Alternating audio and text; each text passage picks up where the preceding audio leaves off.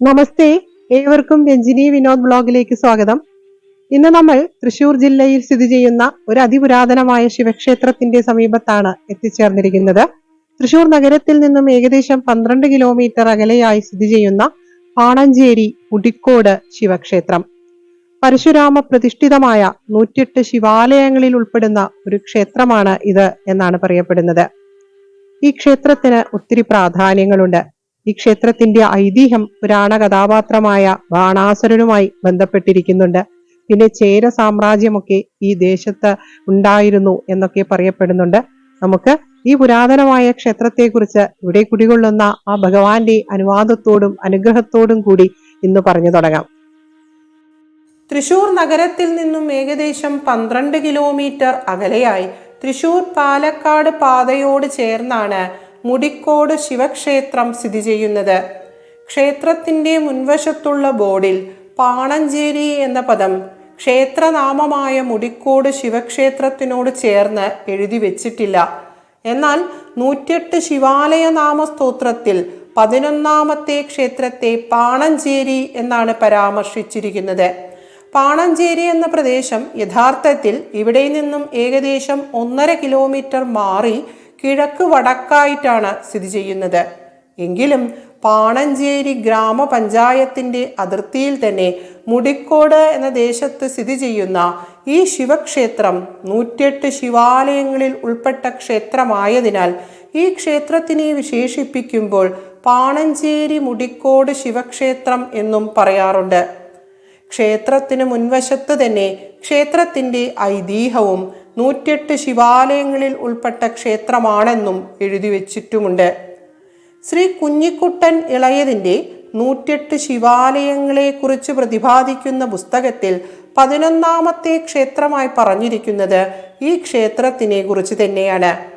ശരിയായ പാണഞ്ചേരിയിൽ ഒരു ശിവക്ഷേത്രത്തിന്റെ പുനരുദ്ധാരണ പ്രവർത്തനങ്ങൾ നടക്കുന്നുണ്ടെന്നും അവിടെ ഒരു പുരാതന ശിവലിംഗം ഉണ്ടെന്നും ആ ക്ഷേത്രവും 108 ശിവാലയങ്ങളിൽ ഉൾപ്പെട്ടതാണെന്ന് പറയുന്നുണ്ടെന്നുമൊക്കെ ഇവിടെ നിന്ന് നാട്ടുകാർ പറഞ്ഞു കേട്ടു.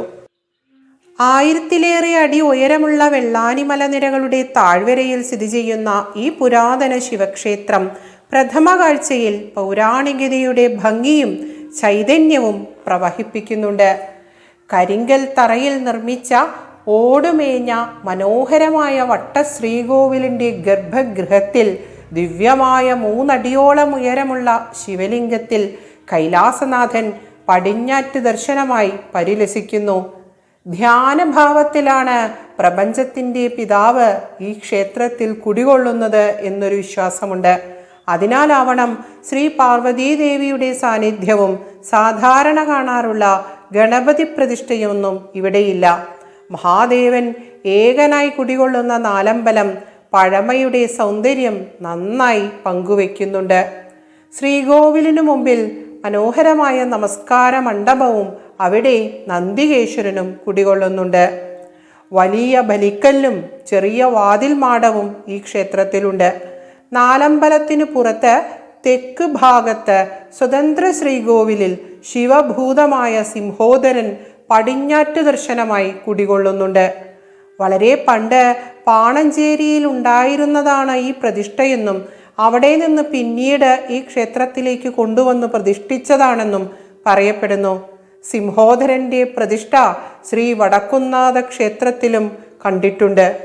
മതിൽക്ക് പുറത്ത് രക്തേശ്വരി, ദുർഗാദേവി, ദമ്പതീരക്ഷസ് എന്നീ ദേവസാന്നിധ്യങ്ങൾ ഒന്നിച്ചു കുടികൊള്ളുന്നു. നാഗദേവതമാരും മതിൽക്ക് പുറത്ത് കുടികൊള്ളുന്നുണ്ട്.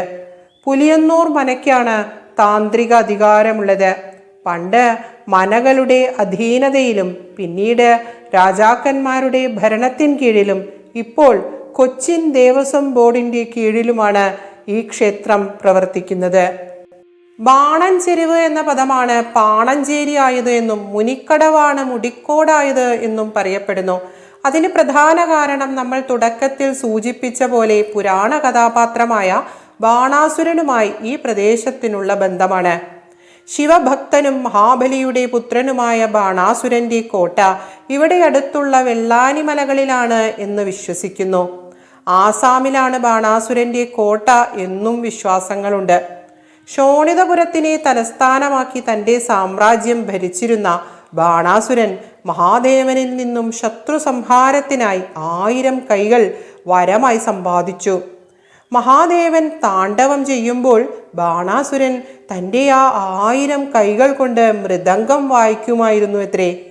അത്രയും ഭക്തനായ ബാണാസുരൻ്റെ അപേക്ഷ കൈക്കൊണ്ട് കൈലാസനാഥന് ബാണാസുരൻ്റെ കോട്ടയ്ക്ക് കാവൽ പോലും നിൽക്കേണ്ടി വന്നു അത്രേ. ശ്രീകൃഷ്ണ ഭഗവാന്റെ പൗത്രനായ അനിരുദ്ധൻ ബാണാസുരൻ്റെ മകളായ ഉഷയുമായി ഇഷ്ടത്തിലാവുകയും ഇതറിഞ്ഞ ബാണാസുരൻ അനിരുദ്ധനെ തടങ്കലിലാക്കുകയും ചെയ്തു. അങ്ങനെ ദ്വാരകയിൽ നിന്നും പുറപ്പെട്ട ശ്രീകൃഷ്ണ ഭഗവാനും സൈന്യവും ബാണാസുരനുമായി ഏറ്റുമുട്ടുന്നു. ആ മഹായുദ്ധത്തിൽ ബാണാസുരനെ രക്ഷിക്കുവാൻ അഥവാ സഹായിക്കുവാൻ സാക്ഷാൽ മഹാദേവനും സൈന്യവും അവിടെ എത്തിച്ചേരുന്നു. അങ്ങനെ ശിവജ്വരവും വിഷ്ണുജ്വരവും തമ്മിൽ ഏറ്റുമുട്ടുന്ന കഥ ശ്രീമദ് ഭാഗവതത്തിൽ കാണാനുമുണ്ട്. ബാണാസുരൻ്റെ അഹങ്കാരം ശമിപ്പിക്കുവാനായി ശ്രീകൃഷ്ണ ഭഗവാൻ മഹാദേവന്റെ സമ്മതത്തോടെ തന്നെ ആ വരം മൂലം ലഭിച്ച 1000 കൈകൾ വെട്ടിക്കളയുന്നു. പിന്നീട് തെറ്റ് മനസ്സിലാക്കുകയും അഹങ്കാരമാണ് തന്നെ കൊണ്ട് ഇതെല്ലാം ചെയ്യിപ്പിച്ചത് എന്ന് മനസ്സിലാക്കുകയും ഒക്കെ ചെയ്ത ബാണാസുരൻ നല്ല ഒരു ഭക്തനായി മാറുന്നുമുണ്ട്.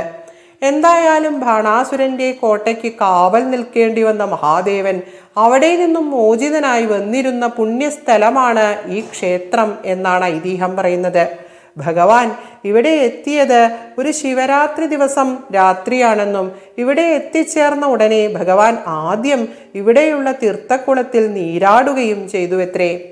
പ്രപഞ്ചപിതാവായ സർവേശ്വരൻ കുളത്തിലിറങ്ങിയപ്പോൾ വെള്ളം കരകവിഞ്ഞ് പുറത്തേക്ക് ഒഴുകിയെന്നും അതിൻ്റെ ഓർമ്മ എന്നോണം എല്ലാ ശിവരാത്രി നാളിലും കുളത്തിലെ ജലം കരകവിഞ്ഞ് കിഴക്കോട്ടൊഴുകുമായിരുന്നു എന്നും പഴമക്കാർ പറയുന്നു. 1099 ശക്തമായ വെള്ളപ്പൊക്കത്തിനു ശേഷം പിന്നീട് ഈ പ്രതിഭാസം നിലച്ചു പോവുകയും ചെയ്തുത്രേ. ഈ ക്ഷേത്രത്തിൻ്റെ വടക്കു ഭാഗത്തുള്ള ക്ഷേത്രക്കുളം അതിമനോഹരമായ ഒരു കാഴ്ചയും അലൗകികമായ ഒരു അനുഭൂതിയുമാണ്. വെള്ളാനിമുടി, വെള്ളാനിപ്പച്ച എന്നൊക്കെ ആദിവാസികൾ വിളിക്കുന്ന വെള്ളാനി മലനിരകളിലെ കോട്ടയുടെയും കിടങ്ങുകളുടെയും കോട്ടക്കുളങ്ങളുടെയും ഒക്കെ അവശിഷ്ടങ്ങൾ ചേര സാമ്രാജ്യകാലത്ത് അവിടെ ഒരു കൊട്ടാരം ഉണ്ടായിരുന്നതിൻ്റെ സൂചനകളാണെന്നും പറഞ്ഞു കേൾക്കുന്നുണ്ട്. ബാണൻ അഥവാ പാണൻ എന്ന ചേര രാജാവിൻ്റെ കോട്ട നിലനിന്നിരുന്ന പ്രദേശമാകാം ബാണഞ്ചേരിയും പിന്നീട് പാണഞ്ചേരിയുമായി മാറിയത് എന്നും ഒരു വാദമുണ്ട്. ഒരു വലിയ സാമ്രാജ്യം തന്നെ നിലനിന്നിരുന്ന പ്രദേശമായിരുന്നു ഇവിടം എന്നും പറഞ്ഞു കേൾക്കുന്നു. എന്തായാലും ചരിത്രാന്വേഷകർക്ക് അറിയുവാൻ താല്പര്യമുള്ള ഒത്തിരി വിഷയങ്ങളിലേക്ക് ഇനിയും വെളിച്ചം വീശാനുണ്ട് എന്നതാണ് സത്യം. മലയിൽ ഇപ്പോഴും കോട്ടയുടെ അവശേഷിപ്പുകൾ ഉണ്ട് എന്ന് ഇവിടെയുള്ള ഭക്തജനങ്ങൾ സാക്ഷ്യപ്പെടുത്തുന്നുമുണ്ട്. ശിവരാത്രി പ്രധാന ആണ്ടുവിശേഷമാണ്. 7 ദിവസത്തെ ഉത്സവാഘോഷങ്ങൾ ശിവരാത്രിയോടനുബന്ധിച്ച് ഇവിടെ ഉണ്ടാവാറുണ്ട്. ആ സമയത്ത് 1000 കുടം ധാരയൊക്കെ നടക്കാറുമുണ്ട്. ഇടവത്തിലെ പുണർദം പ്രതിഷ്ഠാ ദിനമാണ്. അയ്യപ്പ പ്രതിഷ്ഠ ഇവിടെ ഇല്ലെങ്കിലും ധനു 1 അയ്യപ്പൻ വിളക്ക് ആചരിക്കാറുമുണ്ട്. മെയ് 11 സർപ്പബലി നടക്കുന്നു. പ്രദോഷം പ്രധാനമാണ്. ആയില്യം പൂജ എല്ലാ മാസവും നടക്കാറുമുണ്ട്. കന്യ ആയില്യം ഏറെ പ്രാധാന്യത്തോടുകൂടി ആചരിക്കാറുമുണ്ട്. ധാര, അർച്ചനകൾ, പൂജകൾ, നെയ്വിളക്ക് എന്നിങ്ങനെ ഒത്തിരി വഴിപാടുകളും ഈ ക്ഷേത്രത്തിലുണ്ട്. പണ്ടുകാലത്ത് ഒത്തിരി പ്രതാപത്തോടുകൂടി വർത്തിച്ചിരുന്ന ഈ പുരാതന ക്ഷേത്രത്തിൽ ഓത്തൂട്ടൊക്കെ നടന്നിരുന്നു എന്ന് പറയപ്പെടുന്നു. മലനിരകളിൽ നിന്നും അധികം അകലെയല്ലാതെ കുടികൊള്ളുന്ന ഈ പുരാതന ക്ഷേത്രം അതീവ ശാന്തസുന്ദരമായ ഒരു ദിവ്യാനുഭവം തന്നെയാണ് പങ്കുവച്ചത്. മഹാദേവൻ കുടികൊള്ളുന്ന പുണ്യഭൂമികൾ എപ്പോഴും ഒരച്ഛൻ്റെ വിരലുകളിൽ പിടിച്ച് പിച്ച വെച്ച് നടക്കുന്ന ഒരു കൊച്ചു കുഞ്ഞിനുണ്ടാകുന്ന ആത്മഹർഷവും സുരക്ഷയുമാണ് സമ്മാനിക്കാറുള്ളത്. ഈ ക്ഷേത്രവും ഏറെ പ്രിയപ്പെട്ട ഒരിടമായി പെട്ടെന്ന് മനസ്സിൽ വന്ന് നിറഞ്ഞു എന്നതാണ് സത്യം. ഇത്തരം അതിപുരാതനമായ കൊച്ചു ക്ഷേത്രങ്ങൾ നമ്മൾ അറിയേണ്ടത് തന്നെയാണ്. ഈ പുരാതനമായ ദിവ്യഭൂമിയെ സാഷ്ടാംഗം പ്രണമിച്ചുകൊണ്ട് ഉച്ചരിച്ച എല്ലാ വാക്കുകളും മഹാധ്യാനത്തിൽ മുഴുകി ഇവിടെ പരിശോഭിക്കുന്ന കൈലാസനാഥൻ്റെ ഏറെ പ്രിയപ്പെട്ട പൊന്നു തൃപ്പാദങ്ങൾക്ക് അർച്ചനയായി സമർപ്പിക്കുന്നു. ആ ഭഗവാൻ നാം ഏവരെയും അനുഗ്രഹിക്കട്ടെ. ഏവർക്കും സർവമംഗളങ്ങൾ ആശംസിക്കുന്നു. ഓം നമഃ ശിവായ. നമഃ പാർവതീപദേ. ഹര ഹര മഹാദേവ.